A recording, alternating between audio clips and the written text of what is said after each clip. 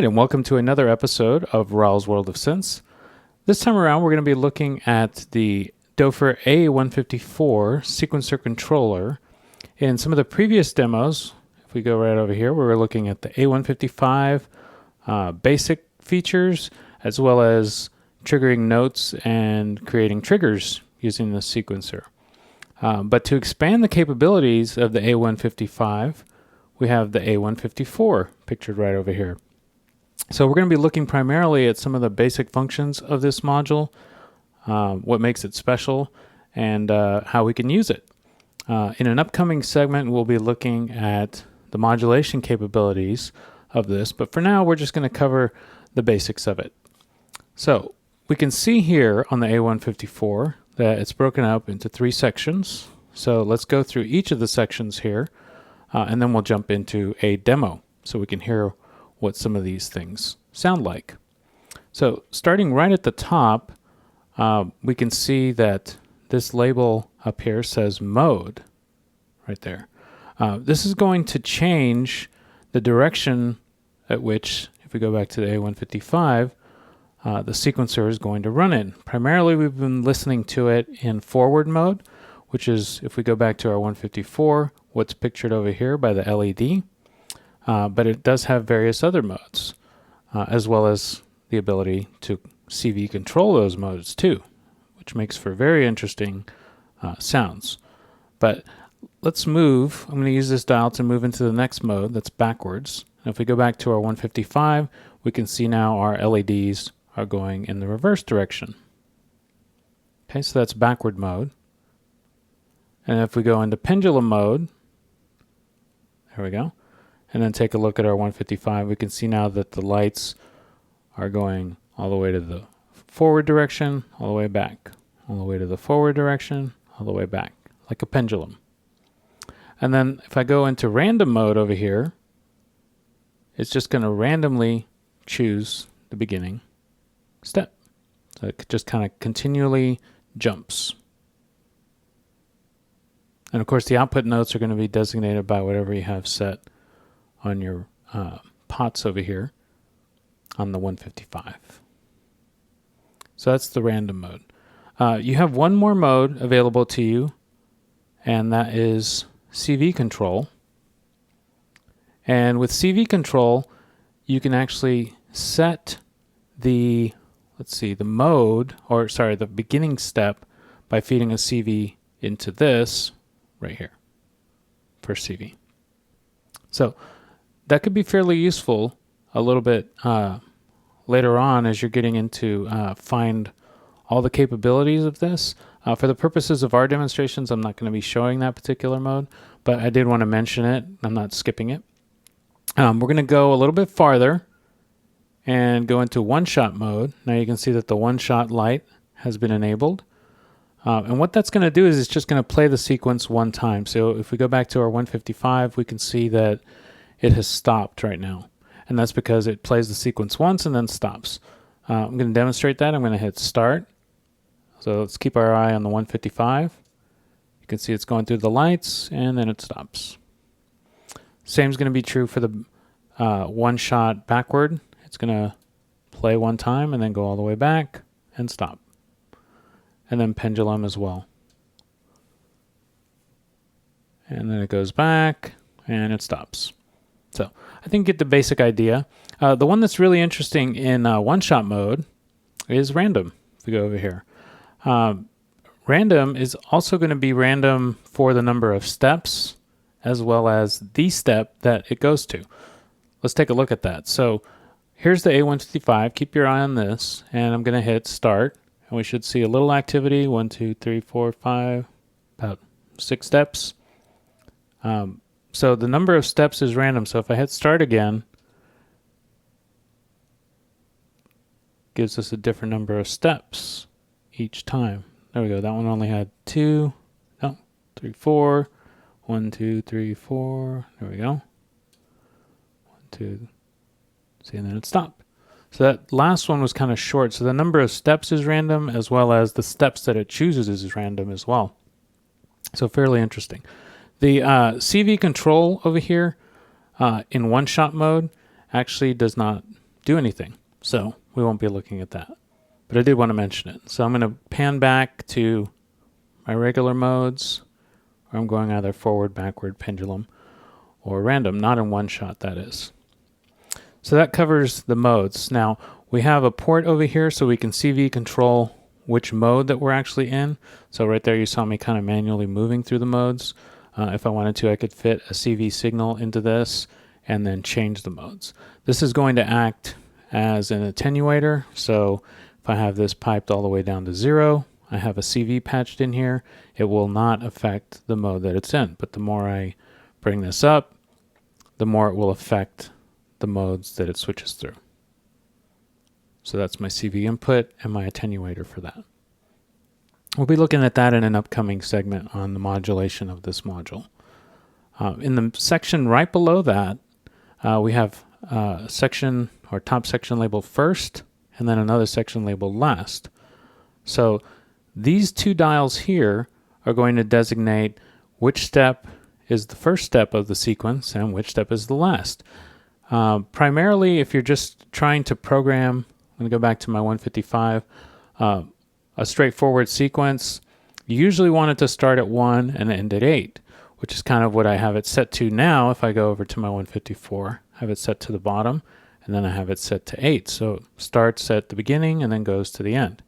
But if I wanted to adjust it, and we'll hear this a little bit later, I could move this up to, let's say, step 2, and then leave it at 8. So it'll start at step 2, end at step 8.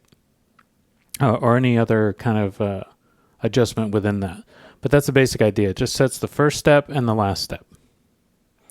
Immediately to the left, you have attenuators for CVs. If you have a CV being piped in to CV control the first or the last step of the sequence, then these will control how much of that CV signal will go to the immediate setting that's there.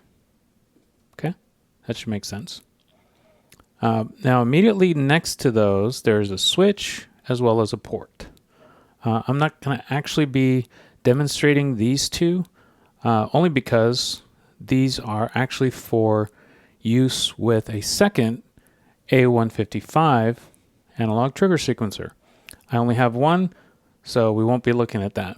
But I will say that over here at the 154, in this mode, it operates as an 8-step sequence, but if I were to flip it and I actually had a second A155, then that would allow it to function as one long 16-step sequence. And then you have another control down here for your second A155, if you have a second one patched in or working with your first A155. So a couple of features we're not going to demonstrate, but worth mentioning at any rate. Moving right along down to the next section, we have the clock section, clock and pulse width. Right here in the center of this section, we can control the tempo. So if I move this up and we look at our A155, let me hit start. You can see now that the sequence is going faster. And that's one of the most important things, I suppose, that the A154 is actually providing for you is a clock, a nice steady clock. In the previous demos, you saw that I had to use an A147 LFO right over here on the end to make this sort of go. But the A154 allows you to control that, and you can just control the tempo. So if I move this down a little bit, you can see over here at the A155 the tempo is slowed down. Or if I go really, really slow, then you can see over here on the 155 that I'm going through those steps fairly slowly. Another kind of cool feature is you can voltage control the clock. So that's going to be this port immediately to the left of that. This is going to be for a CV that you can input, sine wave, triangle wave, really anything that you want to there to control the rate of the clock. This is going to act as an attenuator for that, so the more that this is turned up, the more the CV being fed into here is going to affect the clock. Now immediately to the right of the setting for the clock or the rate of the clock, right here, you have 2 ports where you can output the clock being generated by the A154. So if you want to take those out to an external sample and hold, or maybe a logic module, or let's say a sequencer, or I don't know, quantizer, any of those things, you can feed this out without actually having the hardware. Now I mentioned sequencer. If I wanted to run a different type of sequencer, not necessarily a Doepfer sequencer, but another type of sequencer, I could use this clock to then control it with. So hopefully that made sense, because if I was using another Doepfer A155, then I would already have them connected using an internal connection cable. So there you go. Moving up into the last section, we're just going to kind of briefly be going through these ports. You can trigger the start of the sequencer at this port up here, or as you saw a little while ago, I just hit the start button. If I want to stop it, I hit stop. My clock continues, but you can see now at my A155 that there's no movement over here. So this is just start and stop, just as it says. The 2 ports here, you can feed an external CV, gate, trigger, I suppose even a sine wave or something like that, to trigger the start or stop of this. Now, I mentioned sine wave. That probably wouldn't be the best choice, just because it probably is looking for some kind of sloped or steep sloped CV, like a gate or something like that. So that would allow you to start and stop it at a fixed time. Immediately below that, we have the reset. So this is going to allow us to reset. So if I pipe back to my A155 and I hit reset as it's moving, you can see that it's jumping each time I press the reset button to the beginning. Okay, so that's the reset. And then you, of course, have a CV input for that, so you can trigger the reset to whatever you want. These functions are fairly similar to what we looked at in the A155 demo. So there you go. Immediately below that, you have a port where you can pipe in an external clock. So if you want to control the A154 with an external clock of some sort, you can patch it right in here. And then you have your clock button right there. Right below that, we have the A154 master section right here. And this is what I had to actually use when I was doing the demonstration of the A155. So if I switch over into on mode and I look at my A155, you can see now that there is no movement here. But more than that, now that I've unpatched it, and if I look at my A154, it's still moving. That didn't actually stop the clock. It's still running.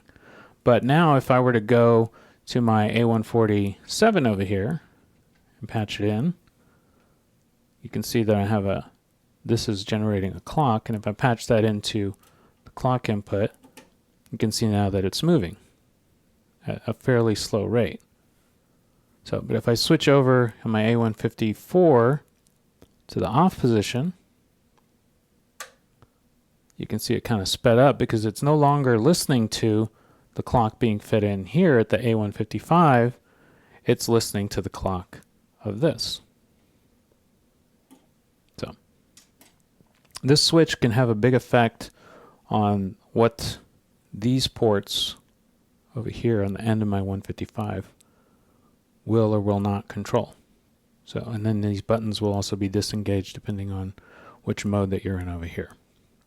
Immediately to the left of that, you have a port where you can patch in a CV signal, and you can control whether or not it is going to, let's see, use the A154 to clock control the A155. So you could send a gate, or you could send a square wave to it, and it would trigger whether or not the A154 will control the rate of the A155. So, okay, we're doing really well. So that's kind of the basic features of it. Now let's go ahead and go into a demonstration portion of this. And we're going to slightly take a pause because we just covered the basics right now, and then have a listen to the demo. So let's pause for a moment and then we'll come back. Thanks for watching.